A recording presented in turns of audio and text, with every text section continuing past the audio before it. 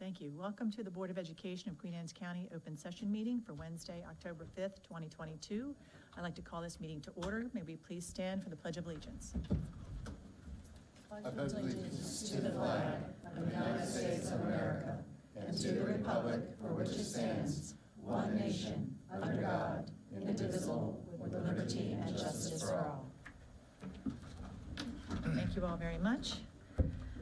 At 4:30 this evening, the Board of Education went into closed session pursuant to the General Provisions Article 3-305 and 3-104. The Board of Education met in closed session to discuss the appointment, employment, assignment, promotion, discipline, demotion, compensation, removal, resignation, or performance evaluation of appointees, employees, or officials over whom this public body has jurisdiction, and any other personnel matter that affects one or more specific individuals, to consult with counsel to obtain legal advice, to consult with staff, consultants, or other individuals about pending or potential litigation, and to conduct collective bargaining negotiations or consider matters that relate to negotiations.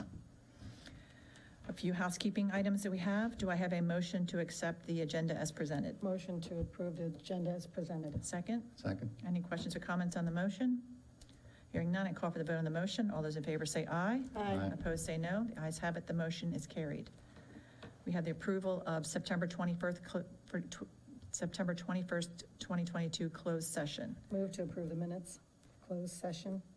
Second. I have a motion and a second. Any questions or comments?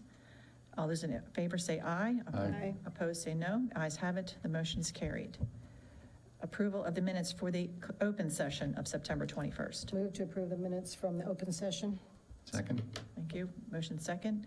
And all those in favor say aye. Aye. All opposed say no. The ayes have it. The motion is carried.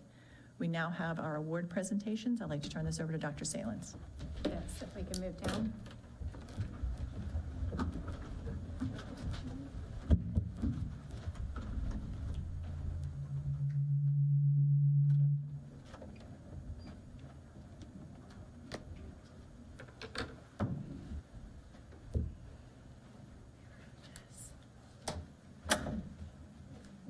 Good evening.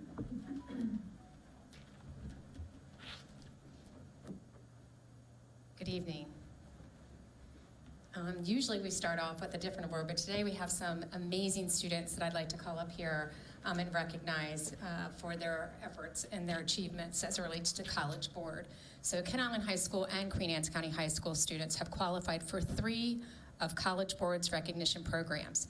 These awards are National African American Recognition Program, known as NAARA, the National Hispanic Recognition Program, known as NHRA, and the National Rural and Small Town Recognition Program, known as NRSTA.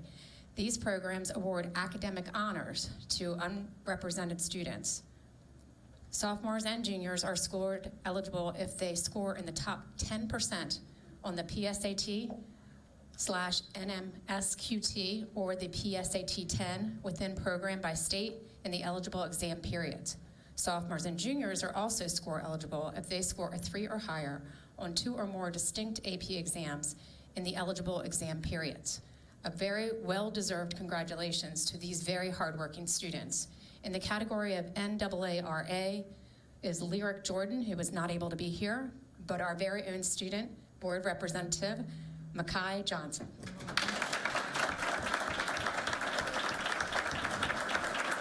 I know that Makai's family's here. I know they're taking pictures, but we're going to ask them to come up so they can get some great pictures with us too. So please come forward.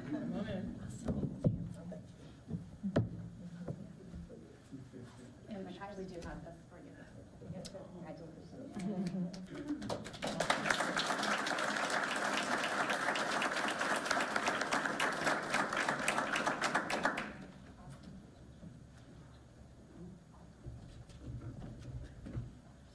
In the next category, which was the NHRA, we have Isabella Gamaz, who is not able to be here, but we'd like to recognize her.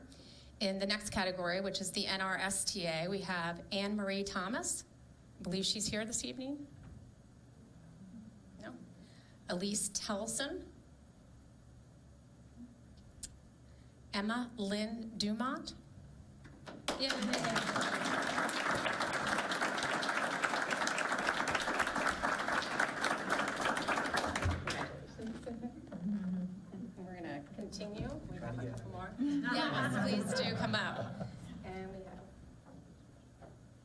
we have Catherine Hall.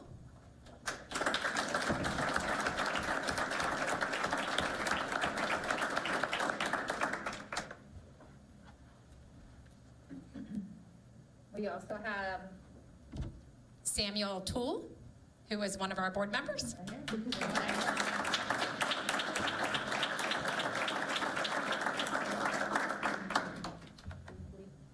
family's here as well. And last but not least, we have Zoe Crawford, who I don't believe was able to be here this evening. But a huge round of applause for these students.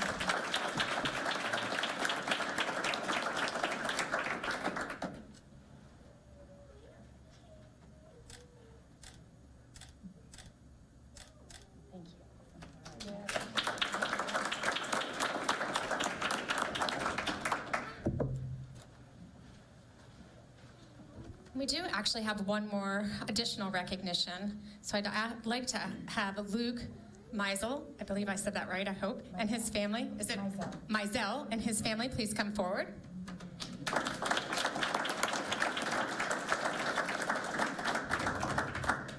So this is the first in my career. I've been doing this 31 years, but we have a student here, Luke, who has actually received a superior score on the AP Computer Science exam. Oh, it gets better. Listen, Luke's performance, it's incredible. So Luke's performance on the AP Computer Science A exam in May of 2022 was so superior that it falls into a rather select category. AP exams are scored on a scale of 1 to 5, as we all know. Luke not only received the top score of a 5, but also was one of only 369 students in the world to earn every point possible on the AP Computer Science exam.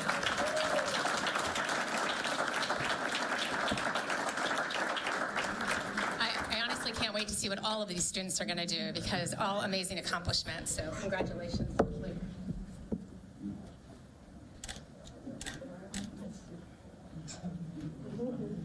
Yes, just a little bit. If I can get everyone in.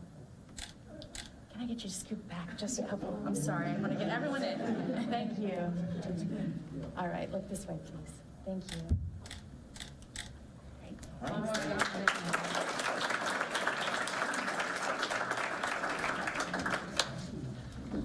Okay, now we're going to move on to our normal recognitions, and we're going to start off with the Energizer Bunny. This award is given to staff member or volunteer who keeps on going.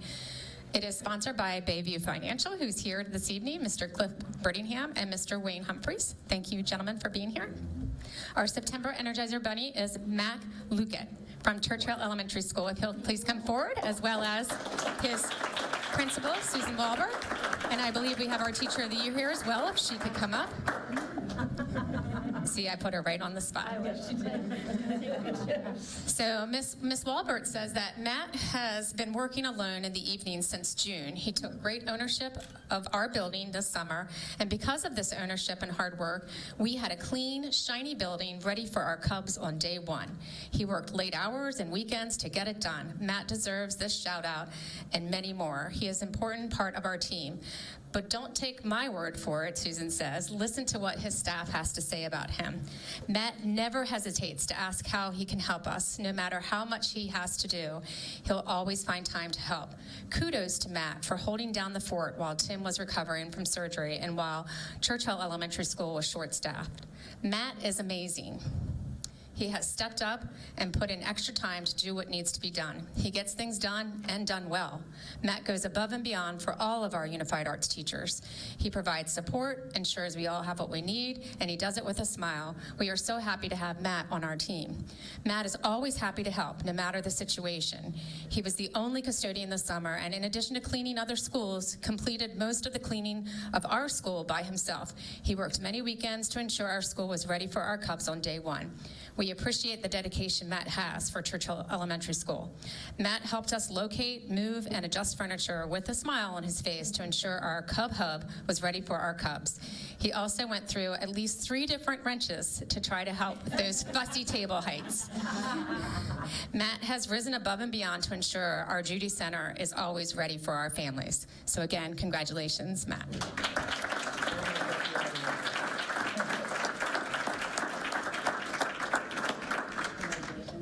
Attached with all the wonderful comments from his staff. Yeah, I can't see it. Thank you very much. Yep, up one step. Thank you. You're important too. Thank you. Ready? Thank you. Thank you.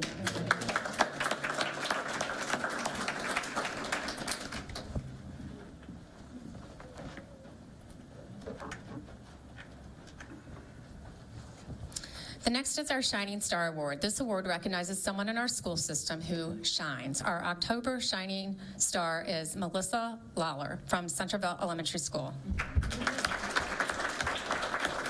And with her is her principal, Mrs. Teresa Farnell. So Mrs. Farnell writes, Ms. Lawler at Centerville Elementary Schools is the IEP chair and case manager for our second grade special education students.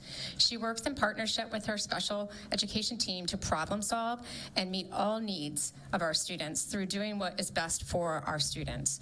She also works most collaboratively with her general education teachers. She routinely plans and co-teaches with them each and every day.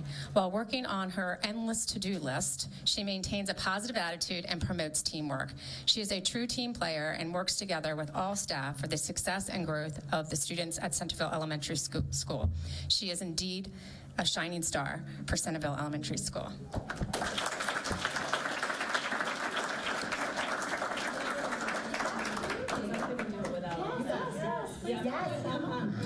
This is for all of us. It takes a team. It really does. Absolutely. I'm so glad they're here. They thought they got it. Sorry. Thank you guys very much. That's okay. I wouldn't have come if we didn't. You know the drill. Yeah. Come on. It's teamwork. That's how we do it. Thank you. Thank you. Thank you very much.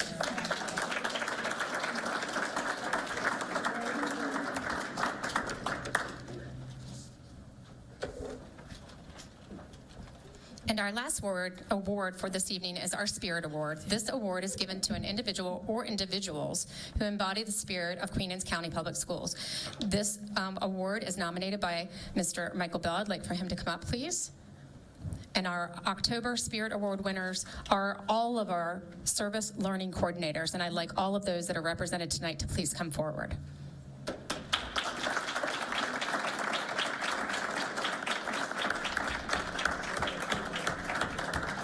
And our two art department chairs, please.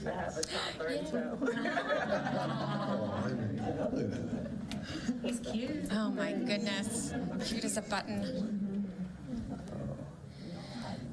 So what began with a Service Learning 101 roundtable at the second annual Civic Education and Engagement Leadership Summit last April, where Supervisor Michael Bell delivered a national presentation on many of our high-quality service learning projects that take place here in Queen Anne's County, had led to Queen Anne's County Public School being named the winner of the 2022 Harris-Wilford Common Good Award in and of itself. Congratulations on that, right? This national award is the highest honor Youth Service America gives each year, and it carries significant prestige since it is named after one of our nation's greatest public servants. The award was created to honor those who do extraordinary work for the common good and help make that the common expectation for every young person in America. Tonight, we celebrate all of our service learning coordinators across the district in grades 4 through 12 who help us integrate high-quality service learning projects for all students within our classrooms, in addition to two high school art department chairs who have involved their National Honor Societies in meaningful service projects that impact our local communities in extraordinary ways. We would like to thank all of our teachers and our service learning coordinators, whether you could make it out this evening or whether you're here with us this evening, and the Youth Service America for this honor. Congratulations to all of you.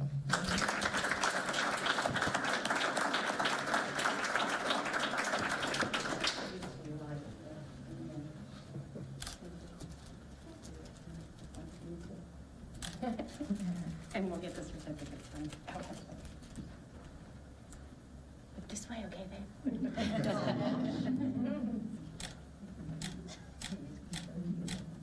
Thank you.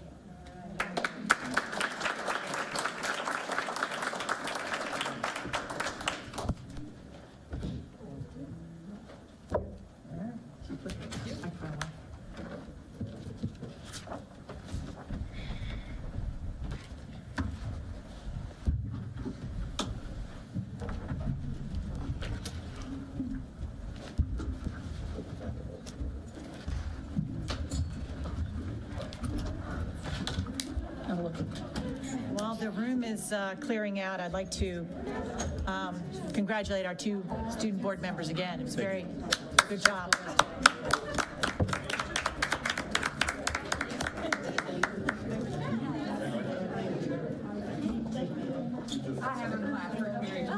Thank you so much. Thank you.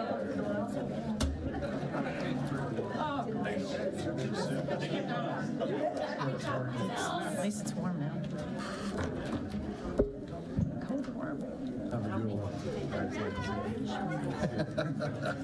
For another month or two, we'll try. We'll see you next month.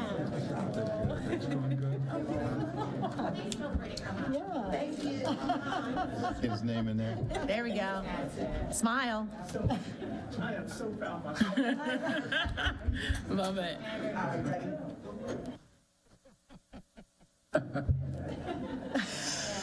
That's good. Love you.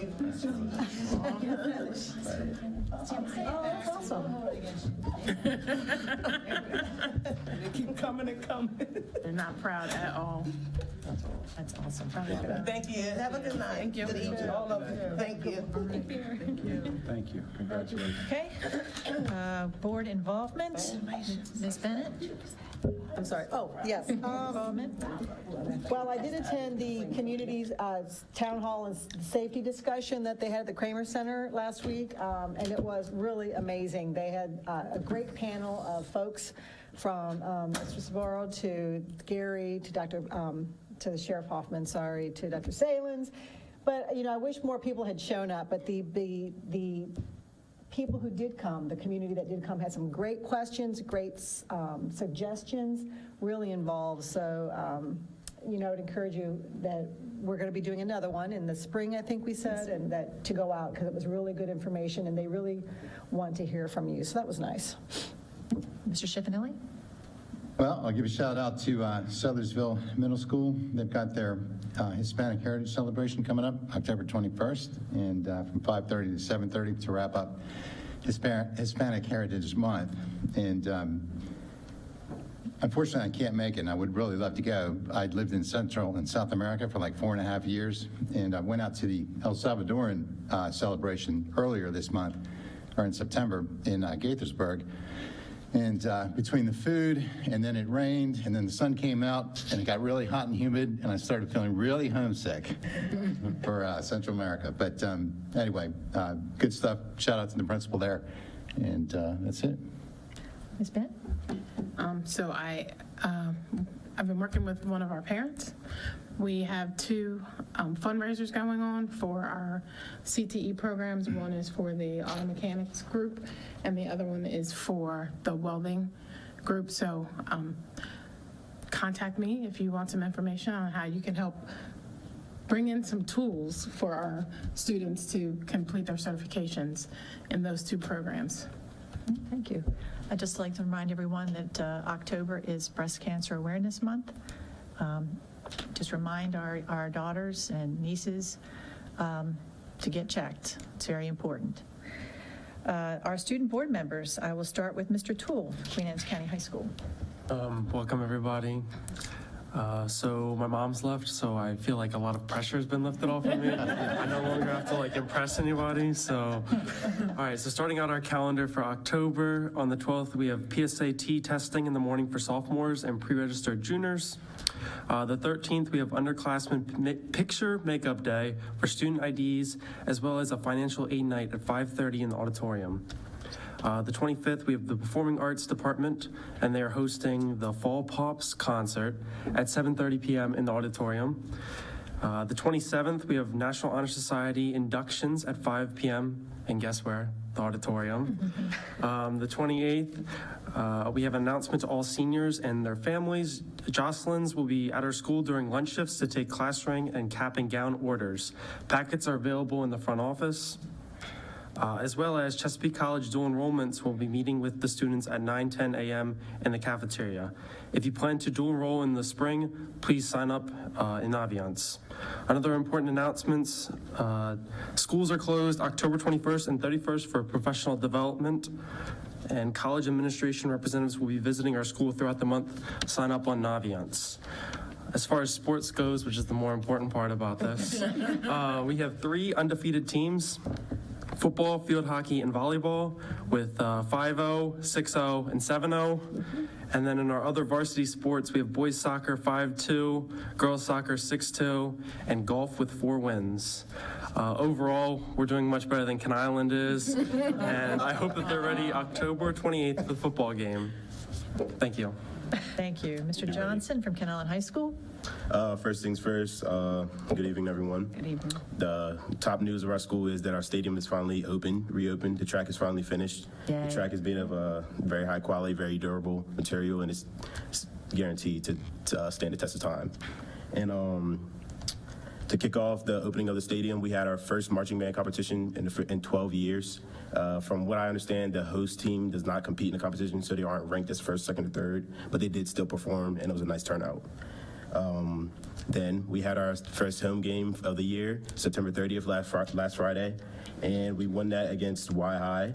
I think the greater challenge was the weather, more so than the team. And congratulations to Mr. Sof on his 100th win of his career. Nice.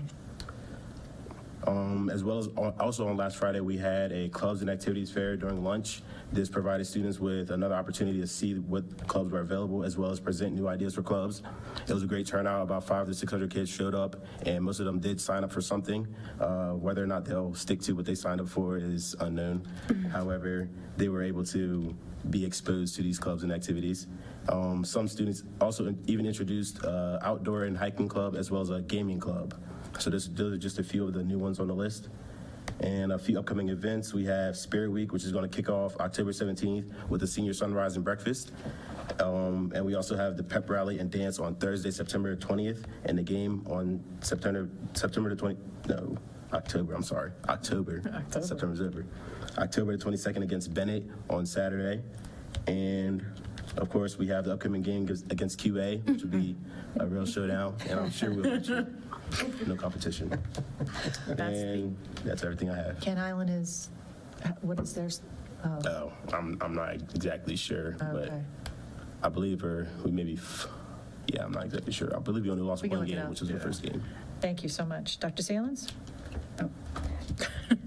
I'm segueing right into it. It's okay. No worries, no worries.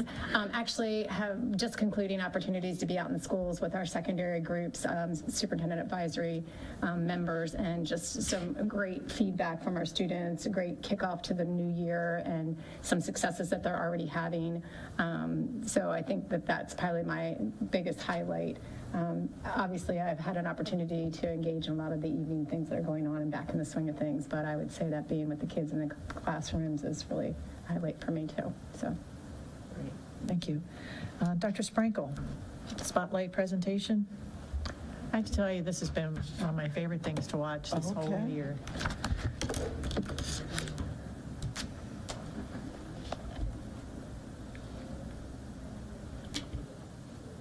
Good evening, Vice President Harper, Dr. Salins, board members, executive team members. I am Marcia Sprinkle, for the record, Assistant Superintendent, and I have the pleasure of presenting the September Spotlight. So I'm excited to do that tonight. So here we go, starting with Mattapique Elementary School. Principal Menton reported that the back-to-school night at Mattapique Elementary School was a huge success. Lots of families came out to the festivities and took part. Mrs. Mitten was thrilled to see so many students and families out. And there you can see pictured there of their back-to-school night. Next, we have Settlersville Elementary School. The Queen Anne's County Library bookmobile visited Settlersville Elementary. Students adjusted nicely, as you can see, to being back in school. You can see them in a nice line there and posing for the camera. Staff showed their spirit throughout the month of September. They also enjoyed Kana ice treats. So congratulations, Settlersville Elementary School, on a great return. Next, we have Centerville Elementary School. Centerville Elementary School students also adjusted nicely to being back in school. So there they are, hard at work. We even have a student reader there, pictured up there in the upper right-hand corner. At Mattapique Middle School, they welcomed Mrs. Bennett. Students also settled back into the routines of being back in school. So congratulations, Mattapique Middle School, for adjusting to being back in school. Centerville Middle School. Centerville Middle School partnered with Queen Anne's local authorities and the emergency services to support students, and staff also. We had some trainings that actually took place throughout the district. So we're just happy to have our partners that support us. Again, I think Makai mentioned this earlier. We're so excited to see that track at Ken Island High School. It is very nice. I can't wait to get out to see it in person. It looks so nice pictured there, so I just can't wait to see it. A special thank you to our county commissioners and our very own Board of Education members for supporting this effort. So thank you so much. Also, again, you can see there Ken Island staff. They actually participated in staff training as well. Ken Island High School's marching band hosted their first home marching band competition in over 15 years. The Buccaneers competed in the Maryland Marching Band Association circuit. So congratulations to the marching band of Ken Island High School. There you can see homecoming.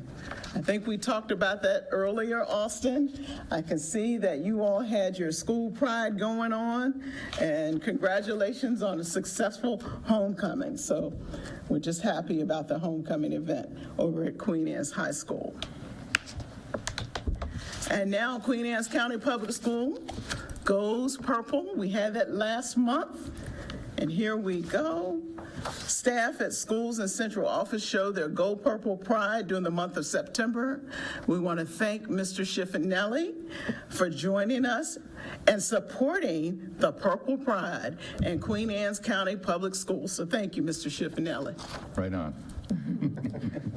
And here you can see scenes of the Queen Anne's County Goes Purple events.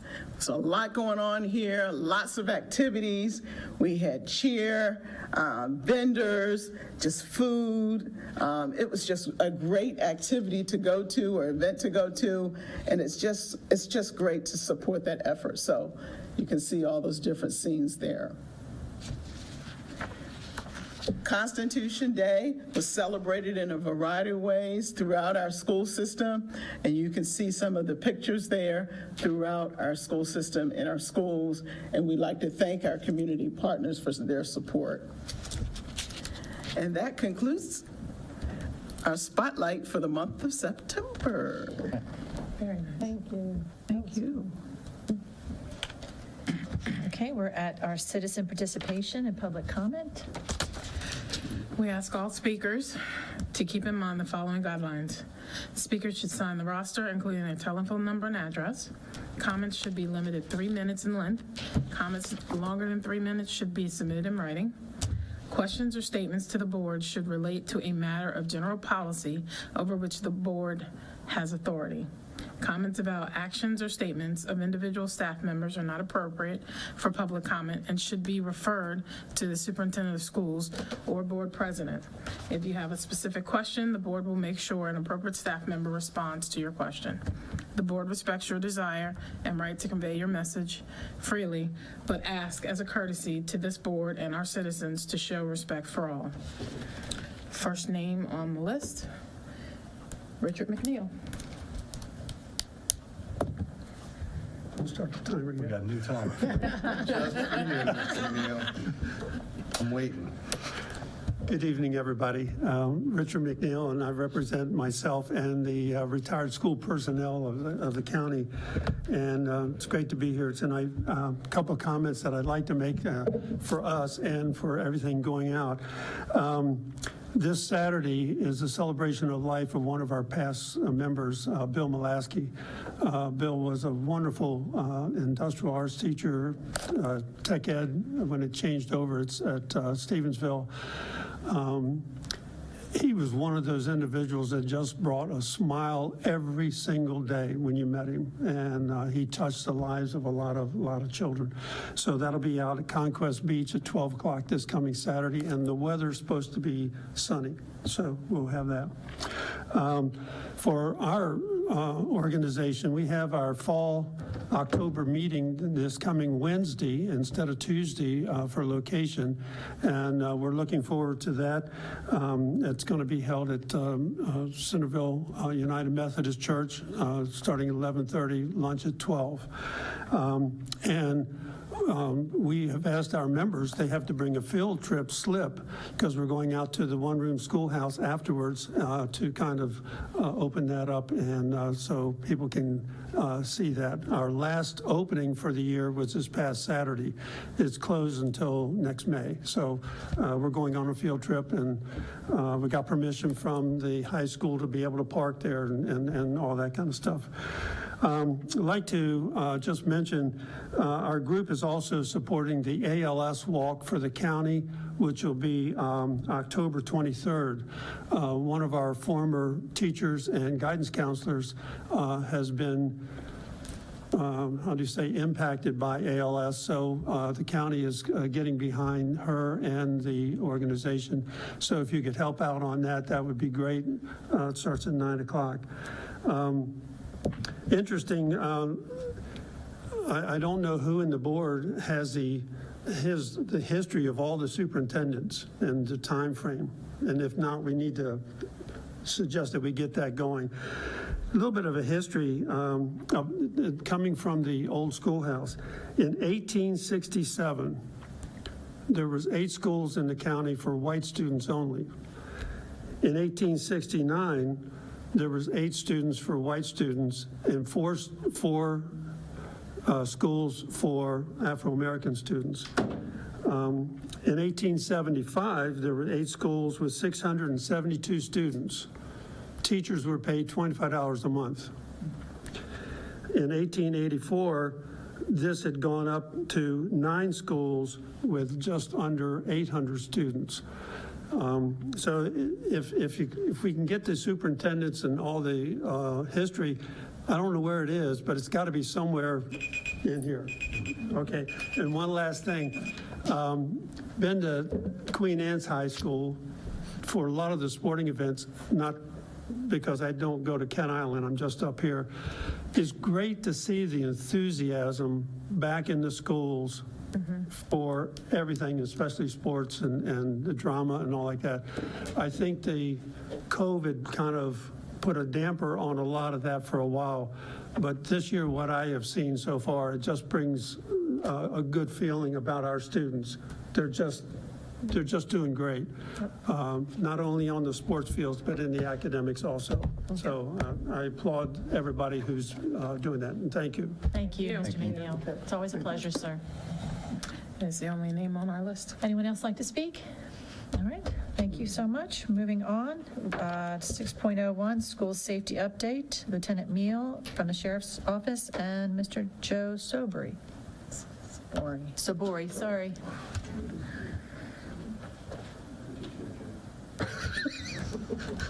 That's my company. Former student. There you go. Oh, yeah. Stories? Later. Off camera. It's called detention. That's what they say it. Good evening, gentlemen. Thank you for joining us. Good evening. No, please. Lieutenant Mark Meal from the Queen Anne's County Sheriff's Department, the Support Services Division Commander.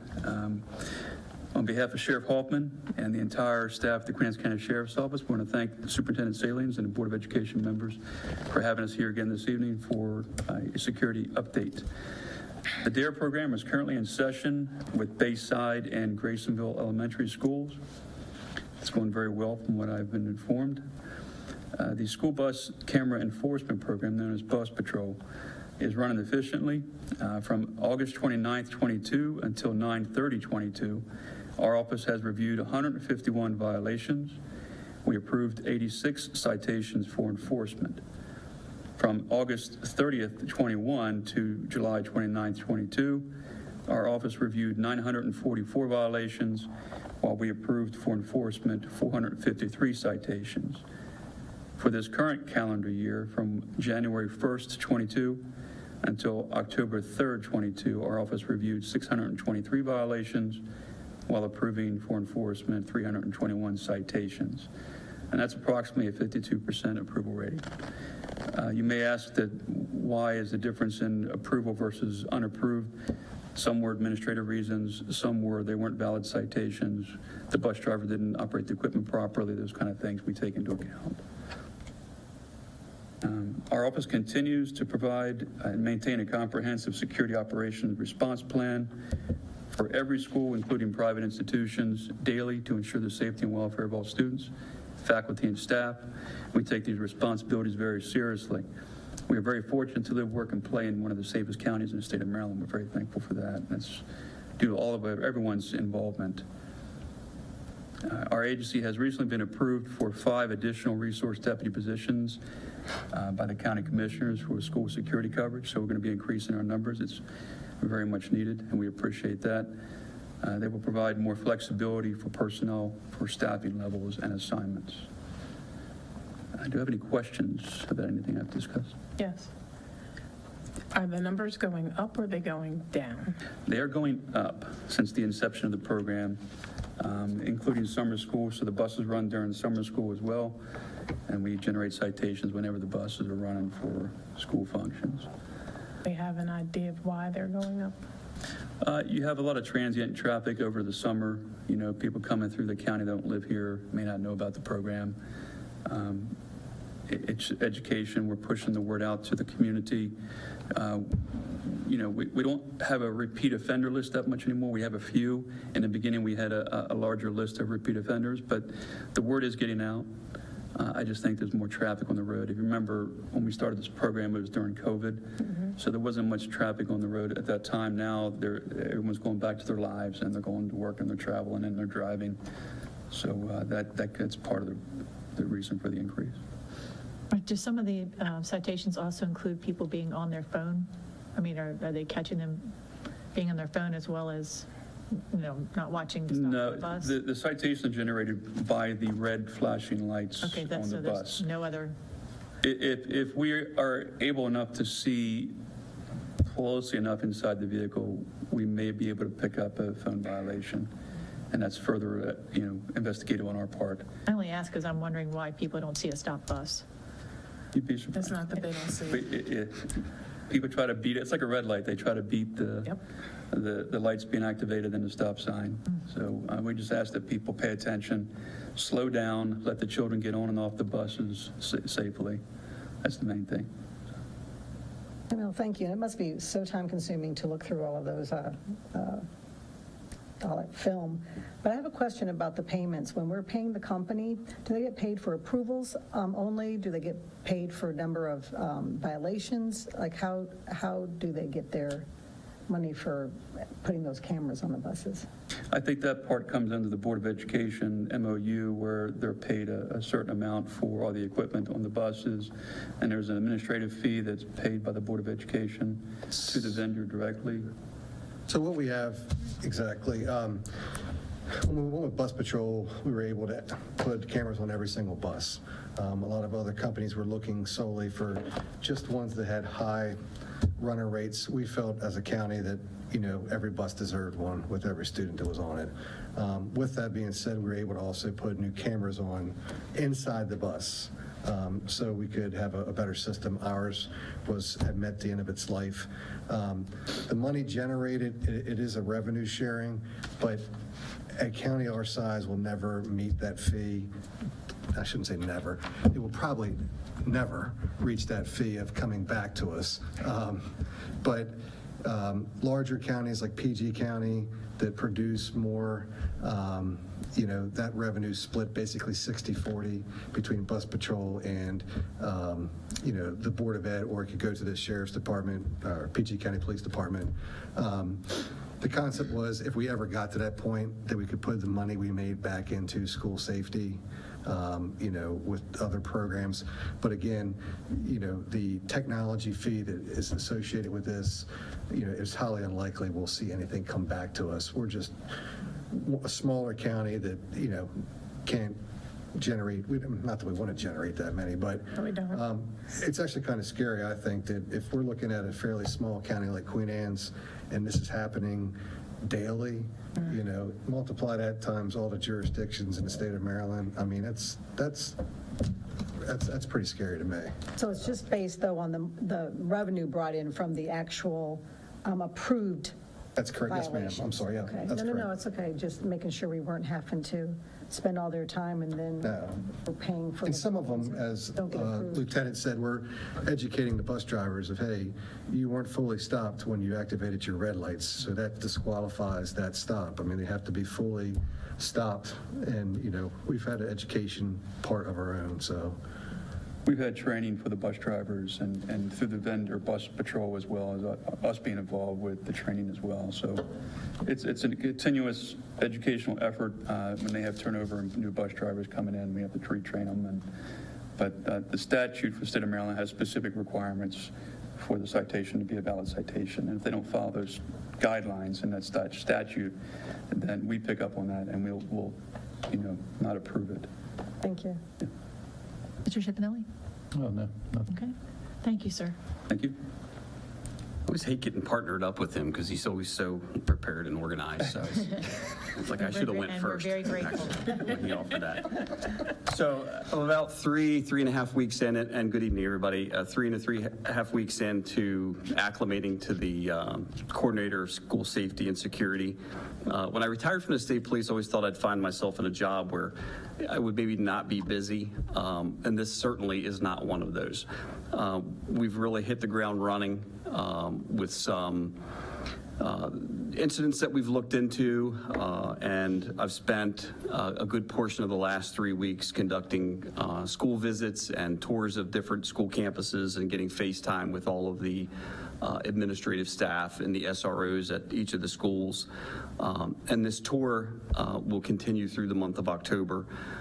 So it's important to me to understand coming into this what their priorities are, what their safety and security priorities are, so that, hopefully we can get them addressed in a timely manner.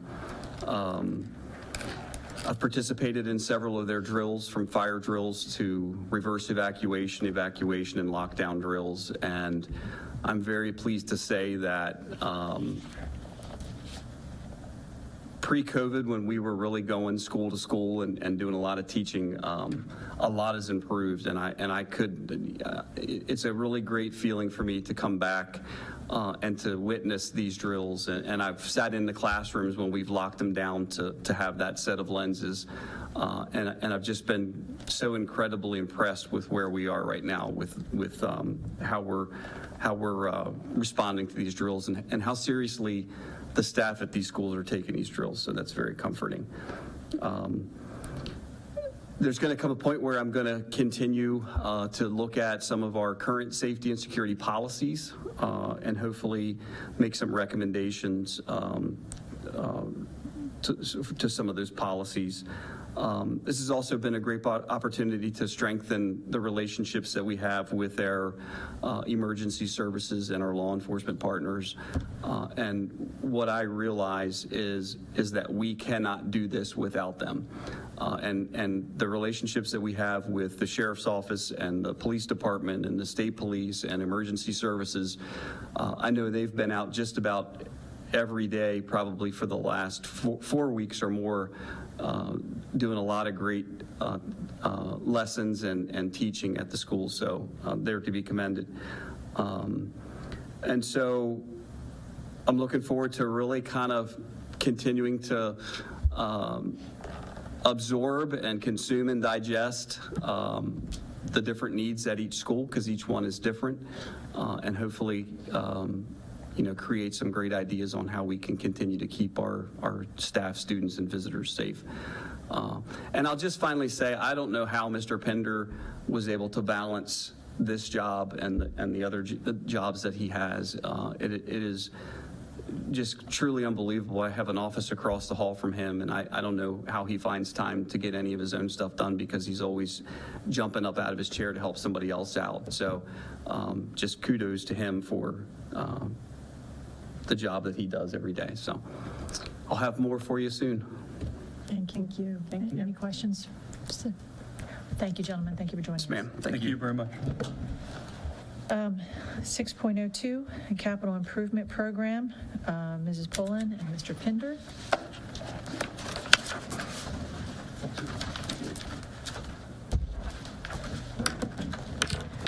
Good evening, Vice President Harper, members of the board, Dr. Salins, and executive team. My name is Carla Pullen, Facilities Planner, Queen Anne's County Public Schools, and I'm here this evening to give you a quick overview of our fiscal year 2024 capital improvement plan requests to the state of Maryland. CIP is what you'll hear it called throughout the presentation and probably moving forward. Let's try this.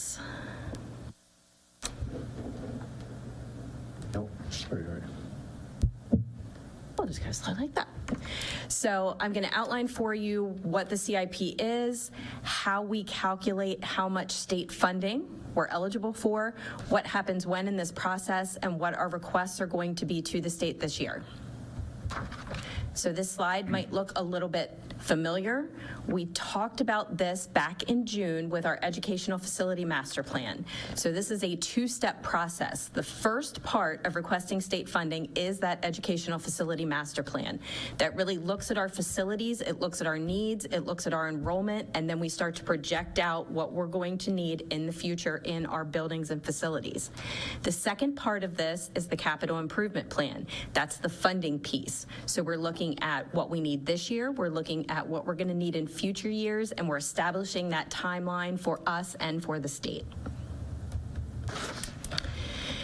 We prioritize projects on a state level by their age, by the building condition, and more recently by the capacity. The state is starting to look at capacity and educational sufficiency to be able to house all of our programs. To be eligible to get state funding, we have to have a project that is $200,000 or more. And if it is not that large of a project, then typically it's something that we're asking for funding from the local government only. If you recall, this is all part of COMAR, the Educational Facilities Master Plan, as well as our CIP, and this is just the area in the law that states exactly what we need to do every year. The Educational Facility Master Plan helps us come up with the cost share formula. So with our Educational Facility Master Plan, we look at participation in state programs from our county. We look at free and reduced lunch percentages. We look at our unemployment rate, the per capita income, our population growth, and that allows the state to set a percentage of how much funding they are going to give us each year. We are at 51%, which means the county pays 49% of our projects. We have had no change from last year, and we anticipate that we'll probably remain at this rate for the next few years. How is our funding calculated? Well, for large systemic projects and or newer renovation projects, we look at the enrollment of that particular building over a 7-year period. We're extending out 7 years. The state gives us a square footage number that's to be allotted per student. So that gives us the eligible building size. That is what the state says we should be able to sufficiently house programs in. That's our eligibility at the state level. They take that project building size. They also allot to us a cost per square foot that will be allotted each year based on typical construction rates in Maryland, and that gives us the eligible construction costs. There's a formula that the state uses to tell us how much we should be getting per project.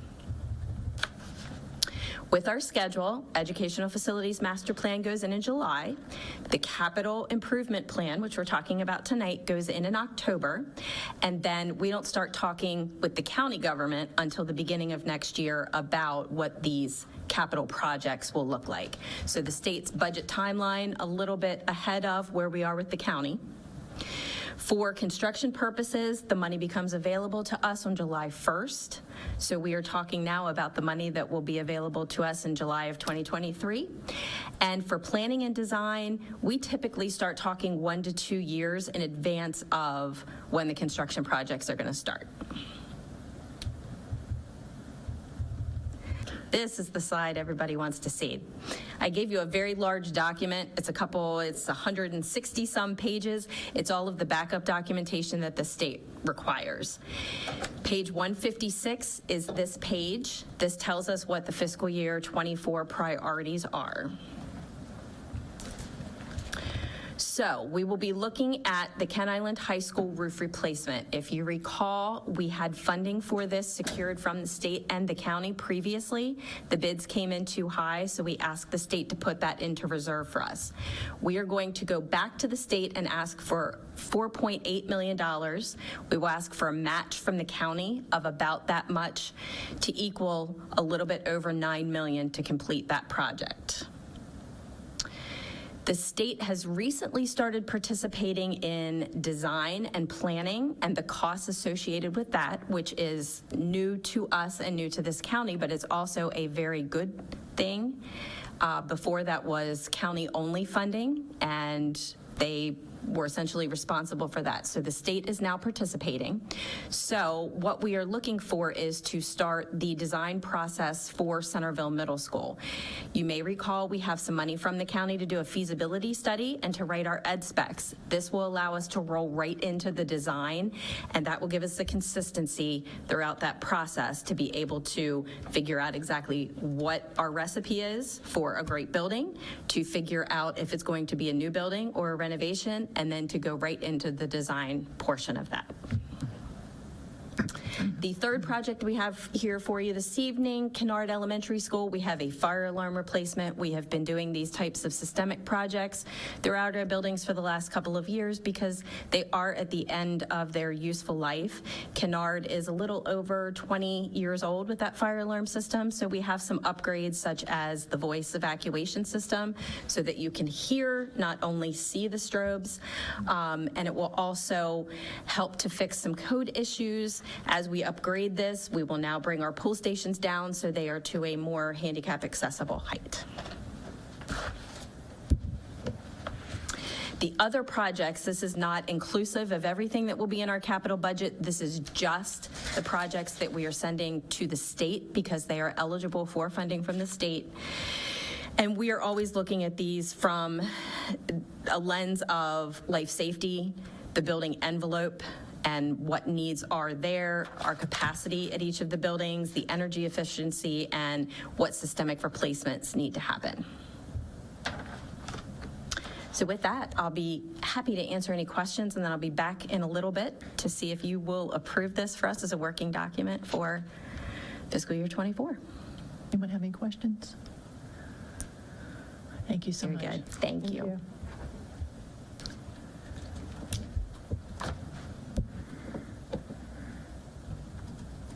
6.03, blueprint update. Dr. Kibler?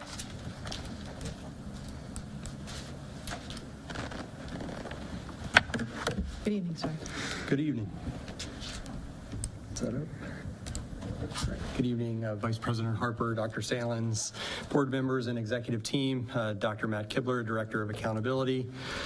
So I come to you tonight just to give a talk through a little bit of an update on the blueprint and where we are in the state and planning here in the district.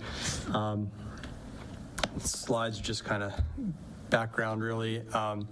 Just as a reminder, I feel like anytime we start talking about it, just keep in mind what the policy areas that are now being called the pillars by the Accountability Board. We have early childhood education, the high quality and diverse teachers and leaders, college and career readiness, which is also encompasses the CTE piece, more resources for students to be successful, and then governance and accountability. Just want to talk a little bit tonight about where we are with the comprehensive implementation plan of the blueprint, some general updates, and then talk a little bit specifics around pre-K. So first off, this was the original implementation plan for the blueprint when it was first passed in the spring of 2021, which the plan was going to be due last year in June. You might remember we talked a little bit last spring, this House Bill 1450, it delayed the comprehensive implementation plan by roughly 9 months, and we're a little bit at the beginning of these new dates. On September 1st, the Maryland State Department of Education had to report to the Accountability and Implementation Board how the grading criteria for the district's implementation plans. So they did meet that date. The criteria was just presented publicly last week to the AIB by MSDE. So we got to see it for the first time. So we're still kind of all trying to digest what's there. It has not been approved yet, so we're still waiting to hear what the AIB thinks of that. There's going to be some public comment around it, so we're kind of right in that limbo stage. Dr. Kibler, just for reference for people in the audience that don't know, Sure. AIB. So the Accountability and Implementation Board was set by the legislature, and then the governor appointed them to oversee the implementation of the blueprint. So you kind of think of the AIB almost being above MSDE in this case, because it is more than just MSDE. There's some higher education pieces to it, government, and other things. Thank you, sir. By December 1st, the AIB has to release what they want the comprehensive plans to look like. And then by March 15th, we will have to submit that plan. We have been told that in the middle of October, the AIB is going to go public for the first time with a draft of the comprehensive plan so that we can start talking about it as local education agencies give feedback, talk about what seems feasible, any changes we might recommend. So have a little bit of time. It's going to be interesting to see how that plays into what MSDE proposed for the criteria and how those two things go together. Still a lot of wait and see, which is frankly pretty frustrating right now when we think that this whole decades-long plan has to be written by March of this year, and we don't really know what all we have to write yet. But that's where we're at, and we're going to do the best we can. There are some conversations going on right now about sort of a staggered approach to the comprehensive plan. That was initiated by MSDE. The AIB is kind of tossing it around as well, where rather than by March, us having to have a 10-year plan for the district submitted, maybe we could do that a little bit staggered, talk about phasing it a little bit. I welcome that approach. There's a lot of good things in here for kids, for our students, but at the same time, we don't want to rush this and lock ourselves into something that we can't change. So more to come, but I just want to kind of let you know where we're at. Again, I did share this last spring, but just wanted to remind you all where we are. And just now that some of the MSDE and AIB guidance is slowly starting to be released, let you know. And this is just an AIB graphic, and we are right there in that public comment piece, the October-December timeline. Some general updates, strategy that we'd like to go with here in Queen Anne's County when it comes to writing the comprehensive plan is forming committees for each of the policy areas. So you'll remember that we had sort of a big umbrella blueprint advisory group last year, but as it comes time to starting to actually work on the 5 pillars, we'll break off into some smaller committees. That is a model that many districts in the state are following. This was really successful when we talked last year about our pre-K expansion, so I'm hopeful that this will be a good strategy for the other pillars as well. And again, we're still really in a wait and see. Now that the timeline delay didn't delay the other pieces of the blueprint necessarily, so we are still working on some of the pieces as they come up, but as soon as we get that guidance, we'll keep going forward.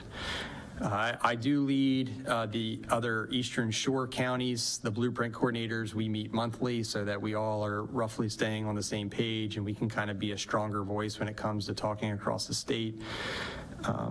So we had our first meeting of the year last week, and that's been a great resource. I talked to another coordinator today. I had another county reach out. They want to talk tomorrow, so it's kind of nice that we're sort of all in it together. It's really helpful. And then there's 2 statewide meetings every month that I go to. One, it's kind of just all the coordinators in the state, as well as one hosted by MSDE. AIB representatives are there, so it's really helpful. Again, there is a bit of frustration with this too, as it's like, well, we're still waiting for more information and we need more guidance, but we're sort of all in it together. And then lastly, I wanted to talk a little bit. One of the pillars that we did really start to move forward with last year with the blueprint is the pre-K expansion.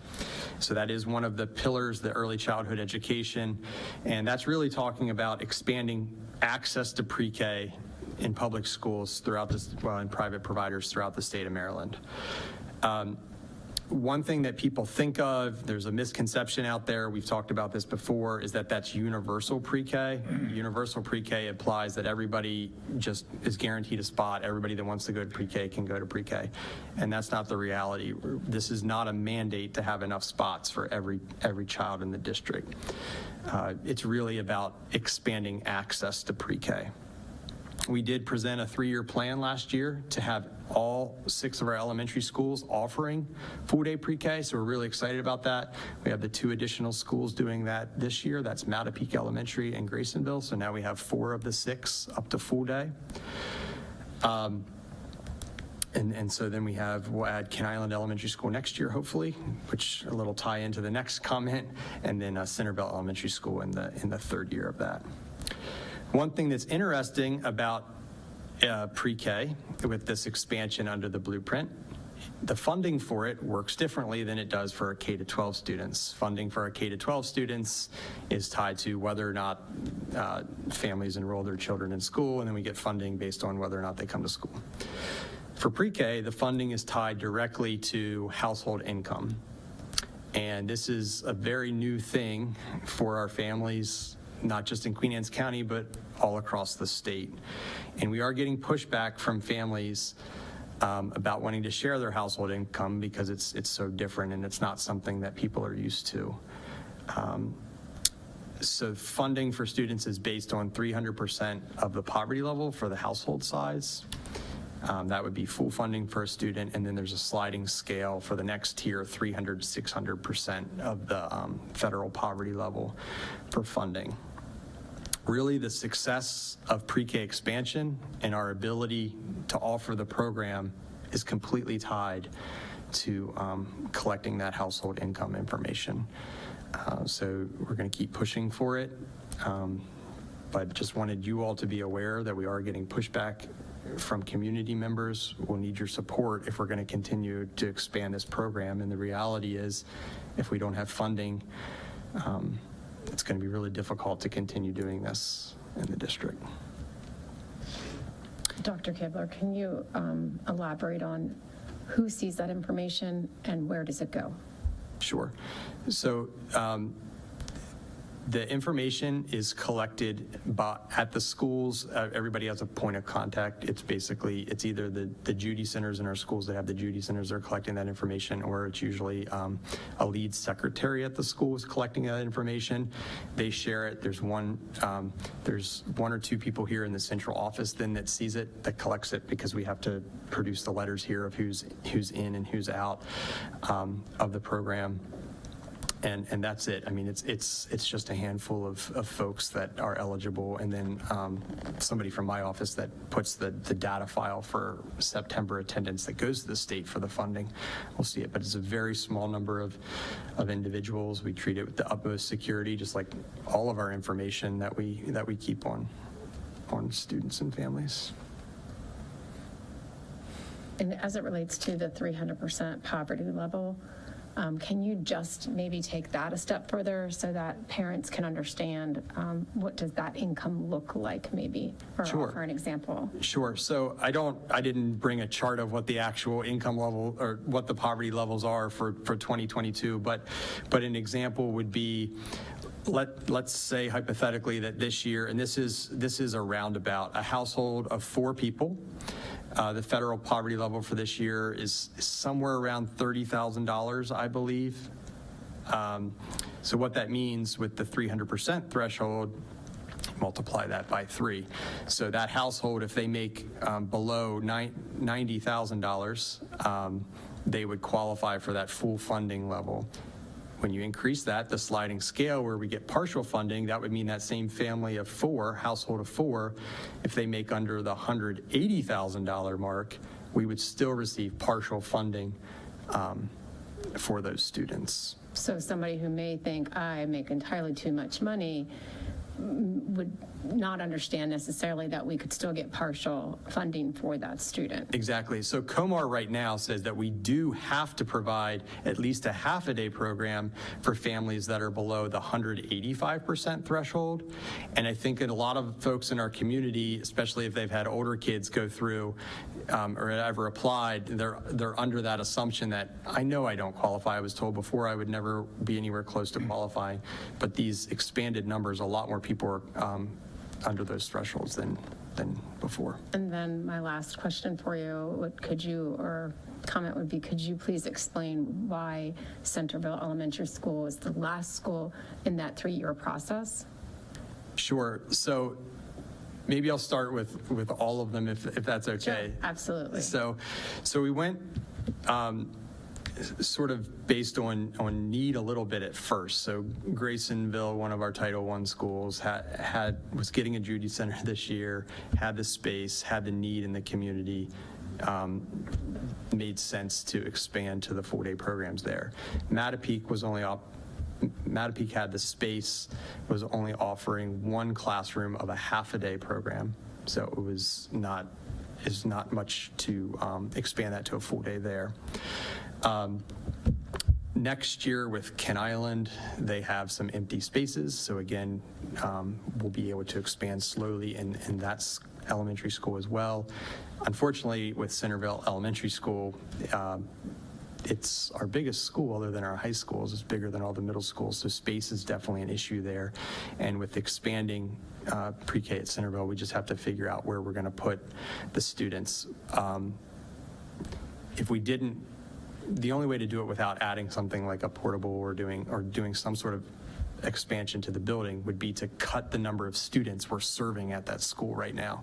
And we certainly don't want to do that, especially because we have to stay in compliance with COMAR still with the 185 in the half-day programs. So really expanding to Centerville, that's delayed to that 3rd year to buy us time to figure out what we can do about space, what's going to be best for the students, and to work with Mr. Pender's team to figure out how we can accommodate. Thank you so much. I guess the moral of the story is please apply and make sure that you provide the necessary information so that we can include as many pre-K students as possible. That's right. We're really excited about it. The schools love it. I have talked to some families that, with the expanded access have gotten to take advantage of it. They're so excited. The principals, like I heard from a couple of the principals, like the first week, they were sending me pictures. Hey, we've got 4-day pre-K down here. Yeah. So everybody's really excited about it, but we can only keep doing it if we get that. So I don't know if anybody has any questions about any of that. Anyone? Questions? No, thank you. Thanks. Let's hope for good things. Yeah, thanks. Happen. Thank you, sir. 6.04, expenditure status reports. Mrs. Towers.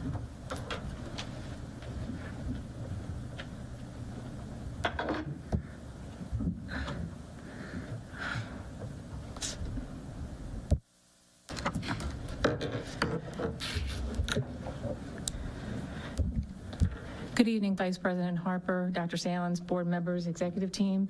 My name is Jane Towers, CFO for Queen Anne's County Public Schools.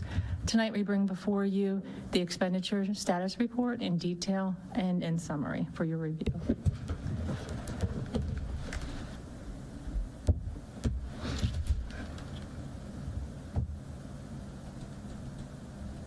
Are there any questions on these? Please note that we'll be bringing a budget amendment on our workshop on the 19th.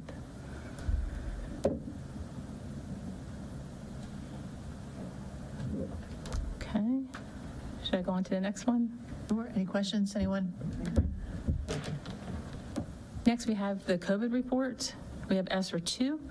Wrapping it up on 9/30 of '23 is the expenditure date, as well as ESSER 3, and that extends to 9/30/24.